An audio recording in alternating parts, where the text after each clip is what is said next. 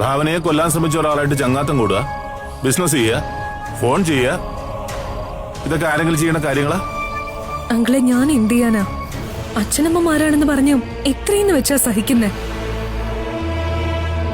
അച്ഛന്റെ അമ്മയുടെ മനസ്സിൽ എന്താണെന്ന് പോലും എനിക്ക് ഊഹിക്കാൻ പറ്റുന്നില്ല. എന്തായാലും നല്ല ചിന്തയൊന്നും ആവില്ല. സൗകര്യം പോലെ മോള് തന്നെ അവരോടൊന്ന് സംസാരിക്കേ. പിന്നെയും ഒരു പ്രശ്നം വന്ന സഹായത്തിന് ഒരാളും ഉണ്ടാവില്ലെന്ന് പറഞ്ഞ് മനസ്സിലാക്കാൻ. അങ്കിളെ, അങ്ങനെ പറഞ്ഞാലൊന്നും അച്ഛനും അമ്മയും കണക്കിലെടുക്കില്ല. അവരുടെ തീരുമാനങ്ങൾക്കൊന്നും ഒരു മാറ്റവും വരാൻ പോകുന്നില്ല. അവസാനം എല്ലാരും കൂടി എന്റെ കൺമുന്നെ വെച്ച് അച്ഛനും അമ്മയും ഇവിടെ നാടിച്ചേർക്കുന്ന ഞാൻ കാണേണ്ടി വരും. ഈ ജയയുടെ ഒറ്റ ധൈര്യത്തിലാണ് അവരോട് നിൽക്കുന്നേ. അതും മോളെ നോക്കാനായിട്ട് ആള് വേണമെന്നുള്ള കാരണത്താല്.